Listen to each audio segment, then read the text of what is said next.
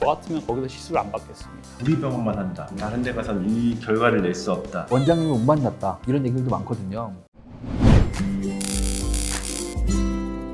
안녕하세요. 성형외과 전문의 김국현입니다. 안녕하세요. 성형외과 전문의 오하영입니다. 안녕하세요. 성형외과 전문의 최유한입니다. 성형수술을 결심을 하더라도 병원 선택에 있어서 많은 고민이 될 것 같은데요. 좋은 병원을 선택을 할 수 있다든지 이런 병원은 좀 피했으면 좋겠다든지 하는 것을 말씀드리려고 합니다. 좋은 병원, 좋은 의사 선생님들을 찾는 방법에 대해서 어떻게 생각하세요? 일단 환자분들마다 스타일도 다양하시고 또 원하는 게 다르기 때문에 환자 본인과 잘 맞는 의사의 타입 뭐 그런 게 있다고 생각합니다. 제가 생각할 때는 적어도 3군데 병원은 갔으면 좋겠습니다. 3군데 병원의 성형외과 전문의 선생님한테 상담을 받으면 수술 계획들이 비슷비슷하세요. 거기서 디테일한 것만 조금씩 차이가 난다고 저는 생각하고요. 성형외과 선생님께서 직접 상담을 해주시고 직접 부작용부터 수술 방법, 그다음에 수술의 결과까지도 자세하게 설명을 해줄 수 있는 병원이 좋은 병원의 선택이 될 수 있을 거라고 생각합니다.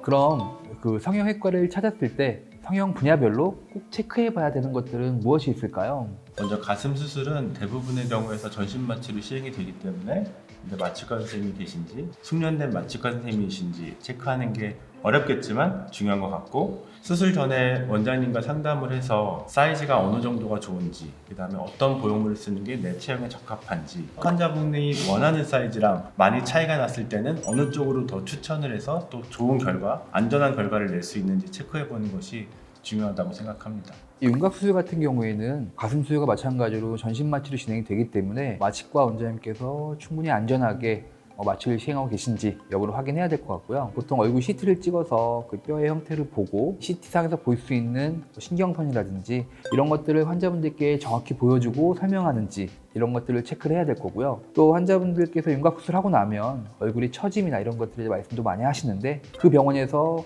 사후에 돌처짐이나 이런 거에 대한 관리까지 가능한 곳인지 이런 것들도 조금 체크해 보시면 좋을 것 같아요. 리프팅 같은 경우는 환자가 원하는 걸 파악하고 그거에 맞는 결과를 내줬을 때 환자가 제일 만족을 하기 때문에 꼭 환자랑 상담을 하고 여기까지 오시는 경우와 내가 어떤 걸 원하는지 꼭 그걸 체크해야 플랜을 정할 수 있다고 생각을 합니다.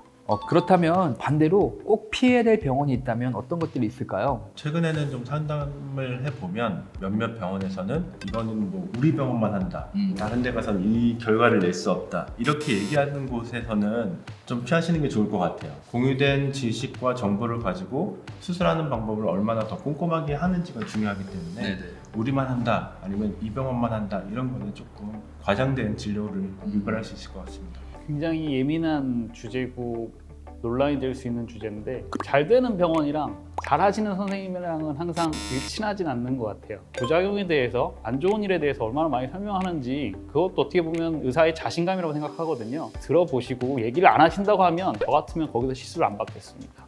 어느 병원에 갔다 왔는데 원장님을 못 만났다 이런 얘기들도 많거든요. 바빠서 그러신 건지 뭔지 모르겠지만 실제 그 원장님께서 직접 상담을 하고 직접 수술을 하는지 이렇지 않은 병원들은 피하는 것이 좋을 것 같고, 또 수술 후에도 마찬가지예요. 경과를 보는데 그 수술했던 집도의가 직접 보는 게 아니고 실장님들만 경과를 본다라든지 이러한 병원들이 있을 수 있는데, 수술 후에 생길 수 있는 예민한 작은 부작용들을 놓칠 수 있기 때문에 그런 병원들은 좀 피하는 게 좋지 않을까라고 생각을 합니다. 그렇다면 원장님들은 환자 상담할 때 가장 중요하게 생각하는 것이 어떤 건가요? 저는 환자의 무한정 높은 기대치 낮추는 거를 가장 중요하게 생각합니다. 리프팅, 레이저, 뿌띠 같은 걸로 이거 하나만 하면 이 정도를 얻을 수 있다는 광고가 굉장히 많기 때문에 환자분들은 당연히 그렇게 생각하고 오시는 거 당연하다고 생각합니다. 하지만 절대 뿌띠나 레이저 같은 걸로 그 만족스러운 결과를 얻을 수 없습니다. 그래서 저는 그것만 설명하는데 한 10분 정도 걸리는 것 같습니다. 저는 두 원장님의 상담 스타일을 정확하게 모릅니다. 김 원장님은 가슴을 하시다 보니까 안막 같은 커튼에 들어가셔서 거의 한 30분은 안 나오세요. 저는 수술 들어가신 줄 알았는데 아직도 상담하고 계시더라고요. 그만큼 상담을 되게 길게 하셔서 저는 무슨 얘기하는지 굉장히 궁금한데, 좀 상담 시간이 조금 긴 편이거든요. 조금씩은 가벼운 주제부터 대화를 하기 시작해서 이 수술을 결심하게 된 배경까지 조금 물어보는 편이고, 이 정도의 결과가 최선일 수 있을 것 같다라고까지도 말씀드리거든요. 저희 병원에서 김 원장님께서 되게 스위트한 원장님으로 소문나 있는데 저도 좀 배워야 될 것 같네요. 간혹 그런 생각이 들 때가 있어요. 이 수술은 내가 봤을 때 하면은 효과가 없을 것 같거나 환자분 기대하는 거 좀 될 것 같지 않은데도 뭐 다른 병원에 갔더니 이거를 하자라고 했다라든지 이런 얘기를 듣는 경우가 있습니다. 그래서 간혹 실장님들이 원장님 이거 하라고 하시지 왜 안 하셨어요? 라고 하는 경우도 있는데 수술했을 때 얻을 수 있는 결과가 있다고 생각될 때 정확한 수술비만 좀 권해드리는 편입니다. 혹시 원장님들은 서로 이렇게 성형을 하신다는 가정하에 몸을 맡길 수 있으세요? 다들 어떠신지 모르겠는데 일단 저는 성형이 무서워서 전 못할 것 같아요. 하지만 저희 가족분들이 저희 원장님께서 주로 하시는 분야에 대해서 수술이 필요하다면 저는 충분히 맡길 수 있다고 생각합니다. 저희 가족은 이미 한 번 맡겼습니다. 와이프 한 번 눈 수술 했고요. 김 원장한테도 가슴 하시는 분들 제 지인들은 다 보내고 있습니다. 그만큼 저희는 신뢰를 갖고 하고 있다고 저는 생각하고요. 적어도 큰 문제는 없다고 생각을 하기 때문에 그렇게 맡기고 보낼 수 있지 않을까 생각이 됩니다.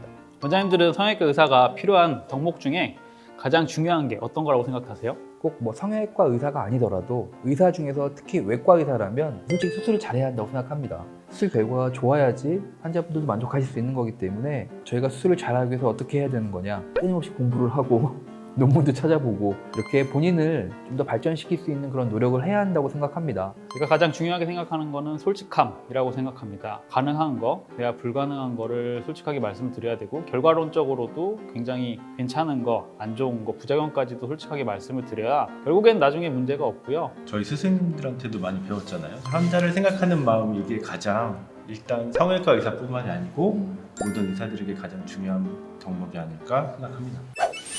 저희 의사들도 환자분들에게 문제가 생기지 않게끔 최선을 다하고 있으니 이러한 영상을 꼭 참고하셔서 좋은 선택을 하셨으면 좋겠습니다. 제가 항상 상담 때 성형은 옷 고르는 게 아니라고 항상 얘기합니다. 성형 수술은 되돌이킬 수는 없습니다. 그렇기 때문에 환자분들은 어떤 게 원하는지 알고 상담을 두세 군데는 꼭 받으셨으면 좋겠습니다. 저희도 초심을 잃지 않고 환자들을 생각하는 마음을 가지고 진료에 임하도록 하겠습니다.